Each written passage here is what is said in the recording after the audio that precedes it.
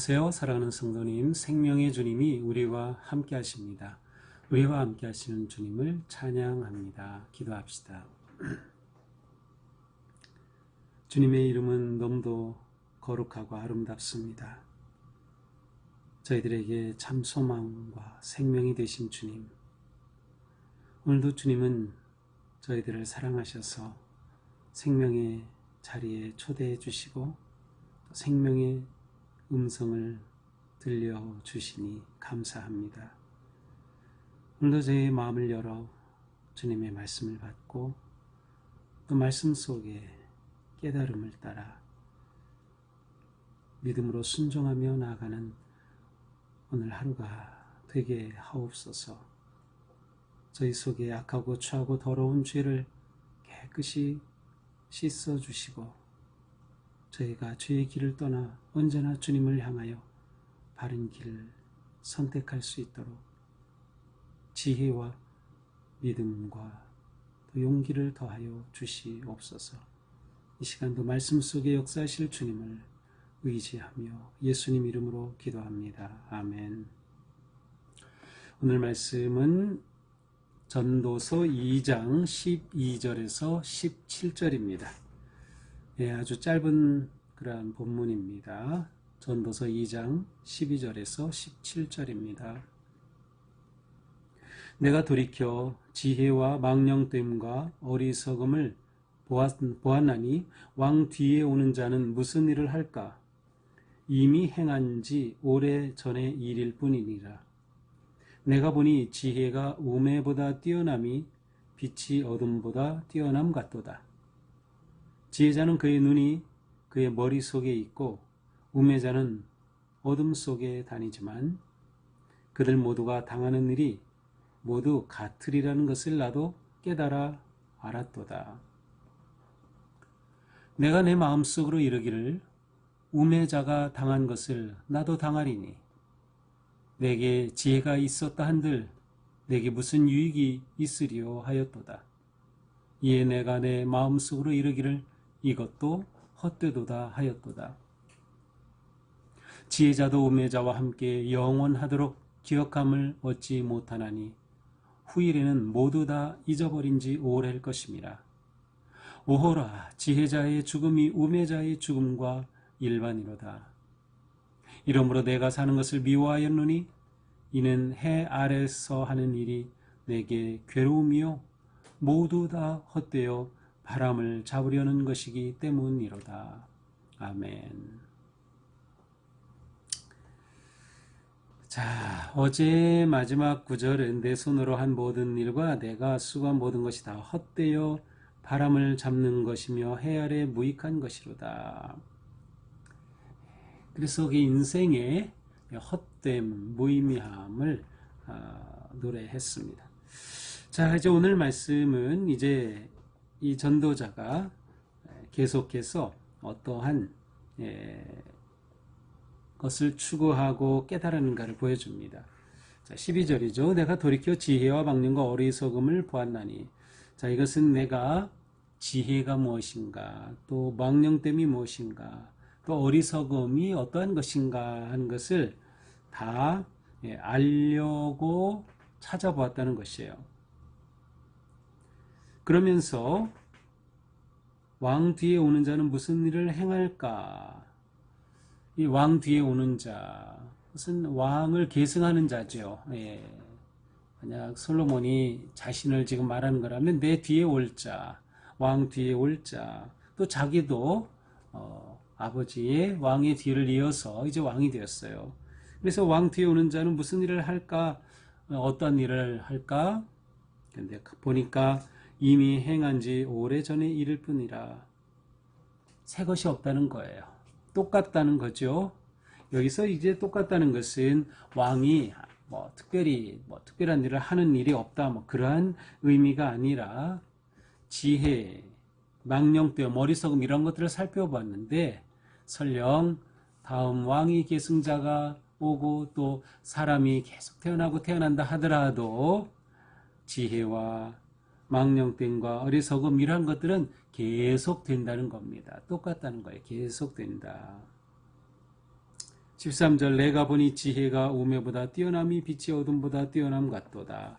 자, 이것은 이미 내가 알고 있었던 것이다 라는 말이에요. 내가 보았는데 지혜가 우매보다 뛰어나다. 그것은 빛이 어둠보다 뛰어남과 같다 라는 것을 나는 이미 알고 있었다. 뿐만 아니라 14절 지혜자는 그의 눈이 그의 머릿속에 있고 우매자는 어둠 속에 다니지만, 자, 지혜자가 그의 눈이 머릿속에 있고 눈이 머릿속에 있다. 좀 우리 표현으로는 좀 약간 좀 어색하죠. 근데 직역하면 눈이 얼굴에 있다라는 뜻이에요. 눈이 얼굴에 있죠. 그냥 네, 바로 그것을 그냥 말해주는 거예요. 특별한 표현이 아니에요. 눈이 얼굴에 있다. 그럼 왜 이런 표현했을까요? 눈이 얼굴에 있으니까 앞을 보면서 사는 거죠. 그래서 이 지혜자는 분별력 있는 삶을 살아요. 눈을 제대로 사용하는 것이죠. 하지만 우매자는 어둠 속에 다닌다. 자, 이것도 이 지혜자는 다 알고 있었다는 거예요.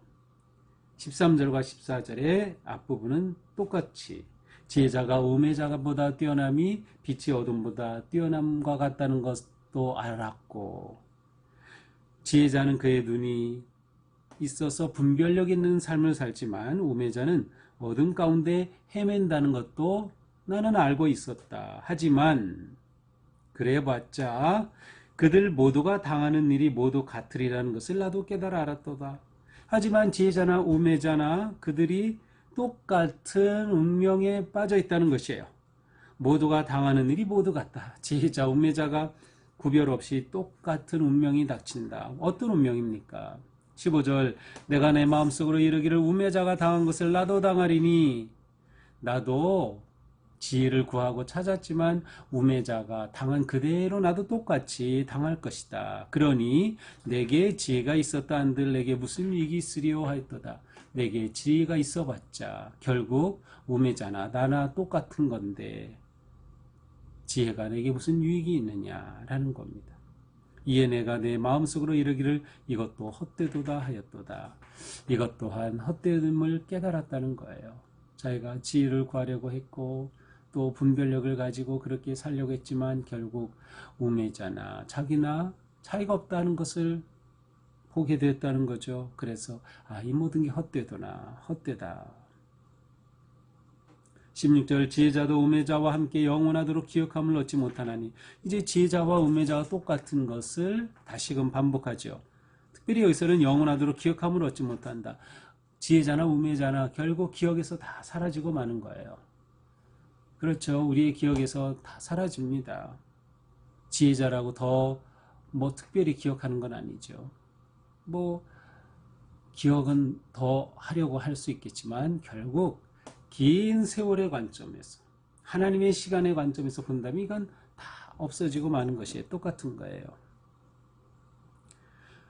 오호라 지혜자의 죽음이 우매자의 죽음과 일반이로다. 결국 이 지혜자가 말하려는 것이 이것이었어요. 지혜자의 죽음이 우매자의 죽음과 일반이로다. 지혜자도 우매자도 결국은 죽는다. 바로 죽음을 말하는 것이죠. 기억에서 다 영원히 사라지고 결국 죽는데, 그렇게 지혜롭게 살려고 그래봤자 우매자나 차이가 없이 다 죽는데 허무하다는 거죠. 이러므로 내가 사는 것을 미워하였느니, 그러므로 내가 사는 게 싫어졌어요. 내가 사는 게 괴로운 뿐이에요. 결국 죽을 건데 이렇게 지혜롭게 하려고 한 거 다 똑같은데, 그래서 산다는 것 자체가 싫어졌어요. 이는 해 아래 사는 일이 되게 괴로우며 결국 하는 모든 일은 괴로움 뿐이고 모두 다 헛되어 바람을 잡으려는 것이기 때문이로다. 결국 아무리 내가 애쓰고 한들 바람을 잡듯이 다 허무하고 무의미하게 사라지고 만다. 죽고 말 것이니 이 모든 것이 다 아무 의미가 없구나 라는 그러한 표현입니다.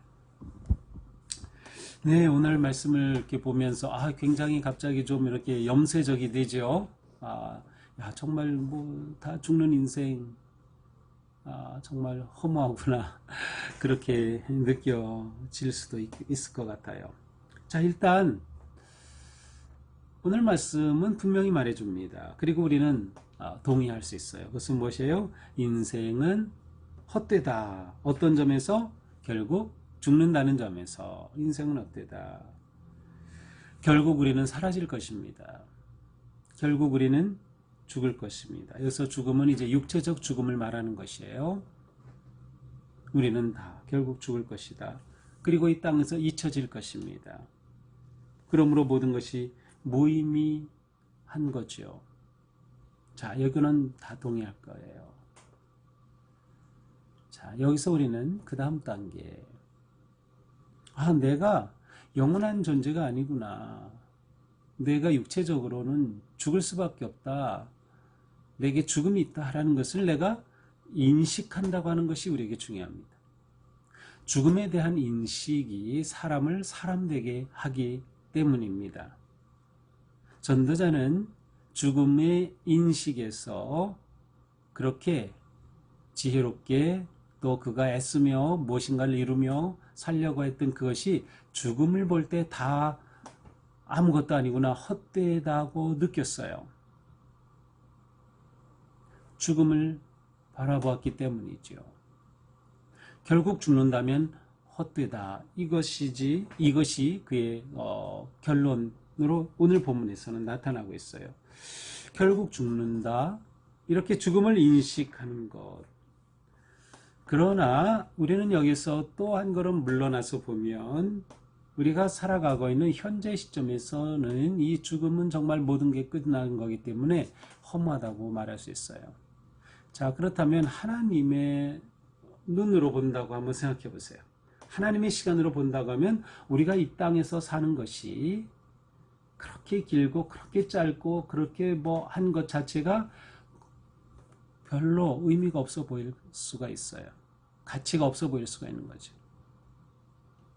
그래서 우리는 죽음을 생각하면서 우리는 또한 내 존재의 영원함을 생각하게 되는 거죠. 그러니까 우리에게 중요한 것은 죽음이 허무로 끝나는 것이 아니라 과연 죽음이 희망이 될 수 있느냐라는 겁니다. 우리에게 신앙이 있다는 것은 죽음이 허무로 끝나는 것이 아니고 죽음이 희망으로 바뀌어지는 삶을 사는 겁니다.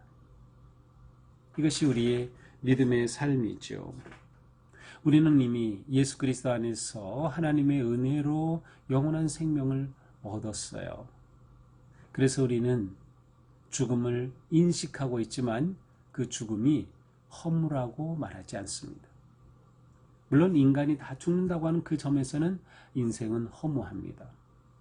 그러나 우리에게는 그것이 끝이 아닌 거예요. 죽음이 허무가 아닌 거죠. 죽음이 우리에겐 희망이 될 수 있는 겁니다. 그리고 한편으로는 죽음이 있기에 현재가 중요하다고 거꾸로 생각해 볼 수도 있지 않을까요? 죽음이 있기에 현재가 중요합니다. 왜냐? 죽음이 없다면 영원히 살 거기 때문에, 육체적 죽음이 없다면 영원히 살 거기 때문에 오늘 조금 못 살아도 다음에 또 잘 살면 되고, 오늘 이래도 다음에 이렇게 하면 되고, 현재 살아가는 게 그렇게 중요하지 않을 수 있어요. 결국 오래 살 건데, 끝까지 살 건데 말이죠. 그런데 죽음이 있다고 하는 것이 오히려 내가 지금 살아가고 있는 이것이 얼마나 중요하냐, 가치 있는 일이냐를 우리는 거꾸로 생각해 볼 수 있는 거죠. 전도자는 죽음 앞에 허무함을 말했습니다. 그리고 이것은 인생이라면 누구나 다 말할 수밖에 없는 고백이죠. 하지만 과연 죽음이 허무로 끝날 것인가, 아니면 죽음이 희망이 될 것인가는 우리에게 기회로 다가옵니다. 우리의 믿음과 하나님의 은혜는 우리의 관점을 완전히 뒤바꾸게 될 것입니다. 오늘 하루 우리 살아가면서 오늘 하루 사는 것이 내가 죽어가는 것일까요? 아니면 영원한 삶을 향한 한 걸음 한 걸음 더욱 전진하는 것일까요? 이제 우리는 대림절을 맞이했고 그 기간을 살고 있어요. 예수님의 다시 오심을 기대하는 것이죠. 이미 우리를 위해 오신 예수님의 그 성탄을 준비하고 다시 오실 주님을 기다리는 이 시간은 우리에게 너무도 의미 있는 현재입니다. 오늘 하루가 그렇게 복된 하루가 되기를 축복합니다. 기도합시다. 주님 감사합니다. 우리의 생명 결국 죽을 것이기에 아무런 가치가 없는 것이 아니라 죽음이 있기에 현재 우리의 생명이 너무도 소중하게 느껴지는, 그래서 주님의 은혜에 감사하고 주님의 사랑에 감사하는 오늘 하루가 되게 하여 주시옵소서. 오늘 하루도 믿음으로 희망하며 감사와 기쁨 속에 승리하도록 인도하여 주시옵소서. 예수님 이름으로 기도합니다. 아멘. 네, 오늘도 우리의 삶이 주님의 은혜 안에서 희망찬 삶이 되기를 축복합니다. 사랑합니다.